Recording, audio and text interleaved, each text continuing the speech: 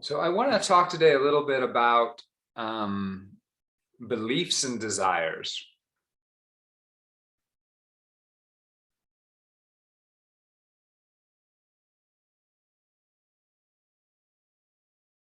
Simply put, mindfulness practice, that part of our practice, is about becoming awake to how our life is constructed, how our present moment is constructed, how our life situation is constructed in our experience. And we can work with that in many, many ways. We can focus on our breath and allow the other things to be happening so that we can see them more clearly. We can focus on our mind. We can focus on our feelings.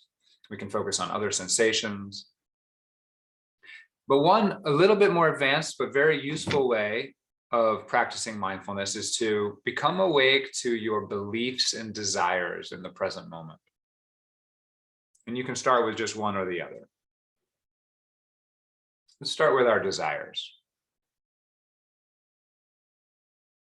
We're not trying to get rid of our desires, just like we never try to get rid of our thoughts in meditation. We're just trying to feel what do I actually want right now?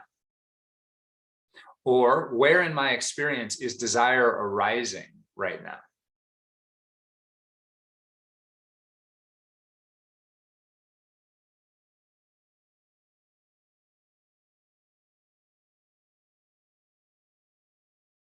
I'll give you some pointers in a second, but you can just ask the question. Very rarely is a human being without desires. Also, very rarely is a human being fully conscious of their desires. So there's a kind of powerful magic in starting to become awake to your desiring structure.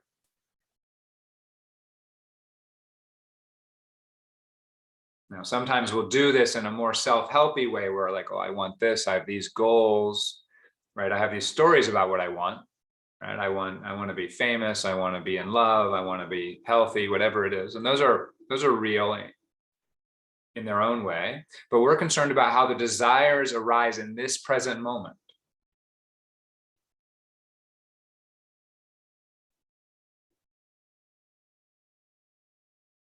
If there's any suffering in your life in the present moment, there's a desire. That suffering is being created in part by the desire. It doesn't mean the desire is bad, but we want to become conscious to it.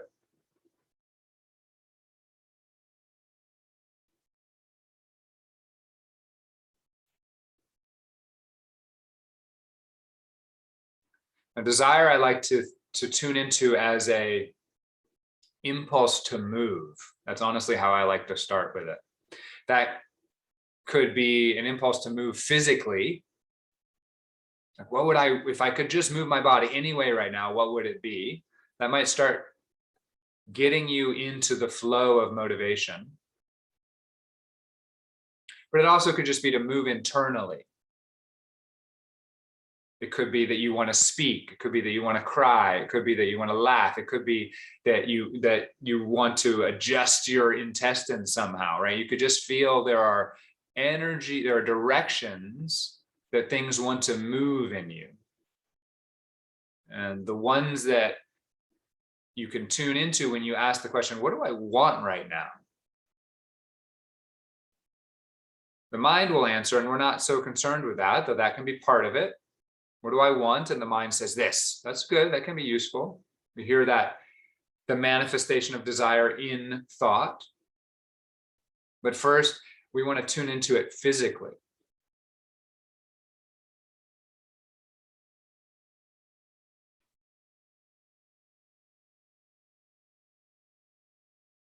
Since we're always making choices and we're always choosing how we move our body and we're always choosing what we say, there's always some desire that's the source of that movement through our life. Start to tune into where that comes from. So there's no right answer to this, but the central place I look for desire as a start is in the solar plexus heart area. Traditionally, the solar plexus is thought of as the seat of the will, of the personal will. And the heart is the seat of your relational, emotional self. Desires can definitely arise from other places, but that's a good place to tune into. What is the energy in my solar plexus? What does it want to do? How does it want to move? How does it want to move through my body? How does it want to move my body in this moment? And we're not holding on to a thing. A desire by its nature is a moving thing. So it will disappear if we're fully conscious of it as it moves into whatever's next.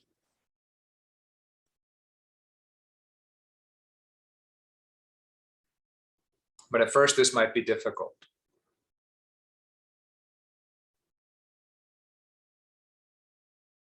Many of us have been taught, even in spirituality, that our desires are bad, or they should be repressed, or a lot of our desires are bad, and the good ones are allowed to have, but the other ones we're not. So we want to start opening a place of acceptance for the fact that we are a desiring animal and we want things. Doesn't mean the things we want are good or bad. That's not relevant. It's just a fact.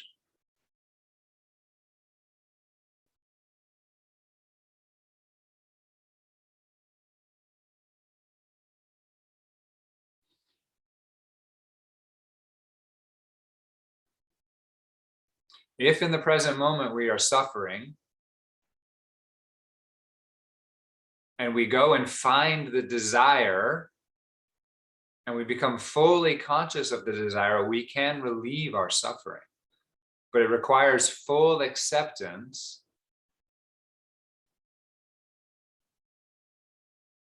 of both the desire and the obstacles to desire. So, for instance, if you're suffering in this present moment because just let's make something simple, your back is uncomfortable, you really want to get up and move, and you're feeling a sense of, maybe a small sense of suffering. The suffering will release when we fully accept that we want to move. We fully accept the structure of that desire to move, to fix, to heal, to not have that pain. That as we feel all the desire, wherever it is, the resistance in the body, we hear the pictures and thoughts in the mind, and we accept the pain itself. I'm not saying this is easy, but it is simple. Suffering is a simple structure. It's a desire that the present moment be different than it is in some way. It's identifying with that desire, saying, I'm the one that wants this present moment to be different. And since it's not different, I am suffering.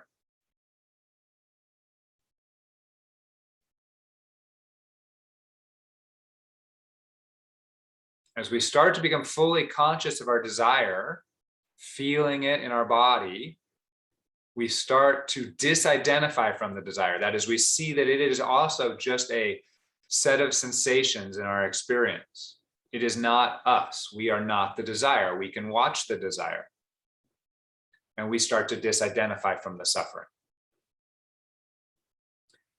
It also allows for the desire to dissolve if it wants to. We're not forcing it to dissolve. But when we allow the desire to start to move, when we accept it, when we don't repress it, when we don't fight with it, it often will start to move and transform and dissolve into something else.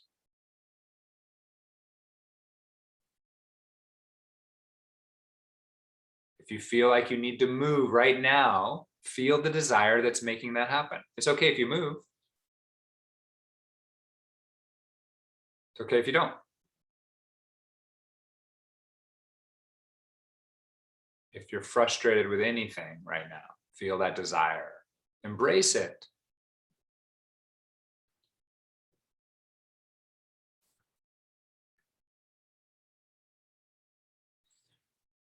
So in the body, the solar plexus and the heart area is a good place to tune in to see if you have any desire.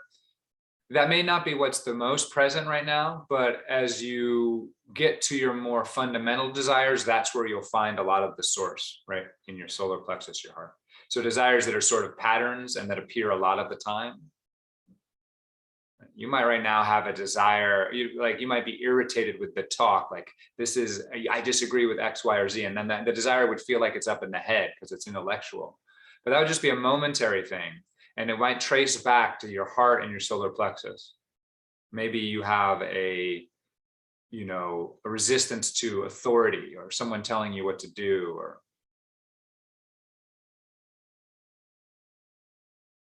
and that would be down in that solar plexus area. There's a lot of energy in there. Can you notice it?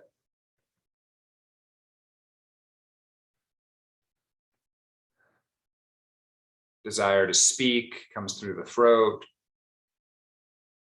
Desire to know up in the head. Desire for love in the heart. Desire to do and change and fix and make in the solar plexus. Desire to survive, to be safe, to be healthy, to be sexual in the lower belly.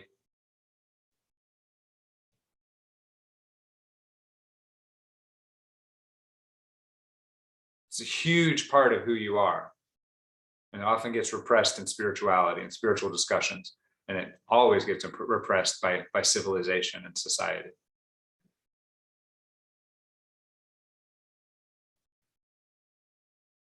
So another very useful way to tune into desire is images. Desire often is represented, can both be efficiently tuned into by looking at the images that are being generated. So usually when you desire something, there's a picture in the mind of the good or bad outcome that you desire. When you're afraid, there's usually an image, some flashing movie of the scary thing that's going to happen, of the bad outcome. Often we don't look at those thoughts because they're the things scaring us. So we don't want to actually take them in, right? But we can heal a lot of fear by really looking at what we're afraid of. What is the image? What am I scared of? Fear is a desire, right? Same thing with things you love or are attached to. What is the picture of the world that is pulling you toward it? I really want X. Okay, what does it look like in your mind right now? It's just a picture. And as you feel that picture, either the negative one that causes an aversion or the positive one that causes an attachment or a draw, you should be able to notice the parts of the body that get activated as the picture becomes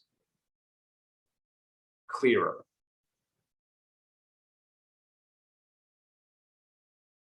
And then you start to get access to the source of the desire in the body.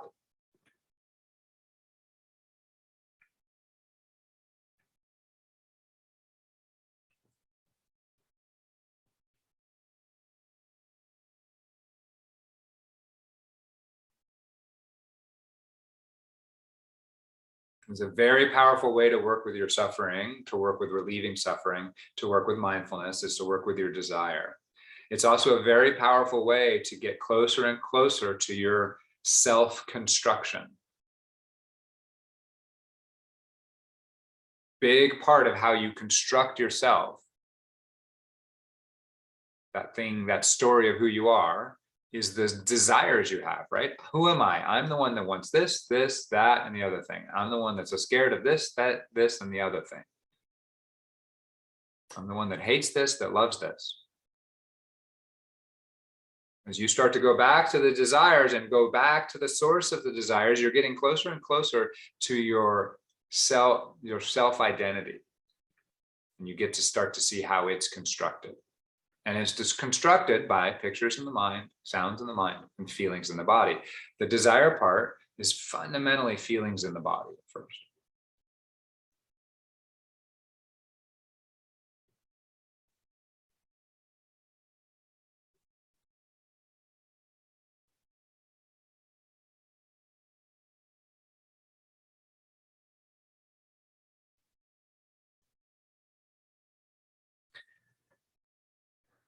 Let's just touch on beliefs as well.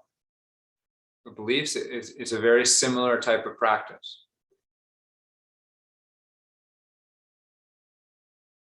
As you sit here, you have a point of view of the world that is constructed of your beliefs. We're most concerned about your beliefs about what's good or bad. But you might be surprised to find out how many beliefs have some hint of judgment in them. Even very simple ones might have a hint of judgment, of good or bad in them. In a given moment, these are obviously related to your desires, but you have a point of view, a thought about how things should be or should not be right now. I like to look at from the third eye over the crown for my sense of believing right now.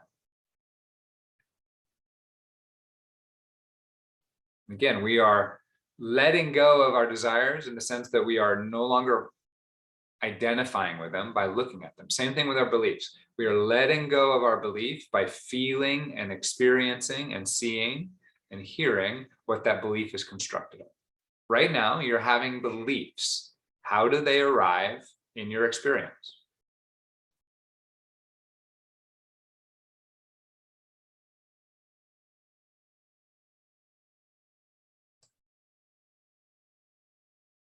This is very deep work because your beliefs and desires go right to the heart of who you are.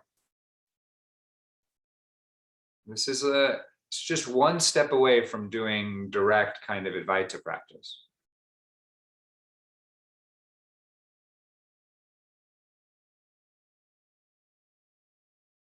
What are your beliefs right now about meditation? And again, I'm more concerned with how the belief forms a picture of the world than how it's articulated in language. That can be there. I believe this. I believe this politician is bad. I believe meditation should be this. I believe I should be still, whatever it is, right? Those are fine. Those are linguistic articulations of the belief, but in the moment, there's a perspective, there's a point of view that's formed by your beliefs about the present moment. How do you feel about your meditation? How do you feel about this talk? How do you feel about your body? If you're distracted and are focused on the future, how are you feeling? And I'm talking about a belief kind of feeling, this sense of a perspective. What is your idea about how your life is going right now? This is a belief system.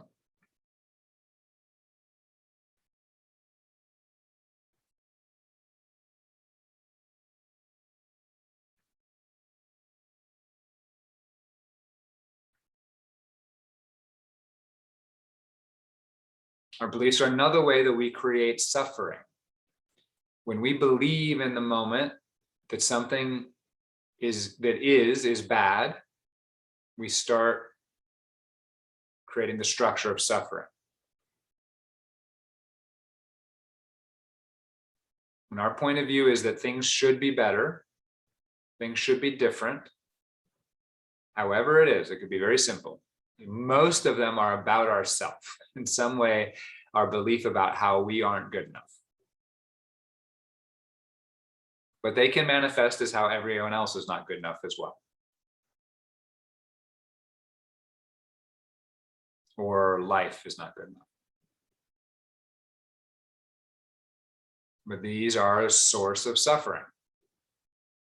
It's not bad to have these beliefs. It's totally normal to have these beliefs. But when we identify with them, when we're not conscious of them, they create suffering. So we want to start to get a sense of what is it like to sit here and let go of our beliefs.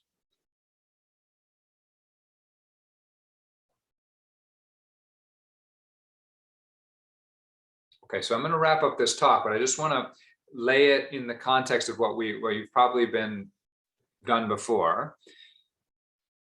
You know, we can think of everything in our life and as a sensory experience. Everything that happens is a sensory experience. It's a feeling in the body, or a sound outside in the world, or a sound in your head, or a picture outside in the world, or a picture in your head. Everything is made up of these sensations.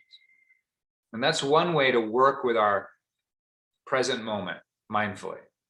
To become very attuned to what is happening in my senses. What am I seeing? What am I hearing? What am I feeling? As we do that, we will slowly disidentify from those sensations. We'll go, okay, I am not these sensations. I can hear them, I can see them, I can feel them, but I'm the one that hears them, sees them, feels them. It's a very powerful practice. This practice I'm describing today is the same kind of practice. It's just even more targeted.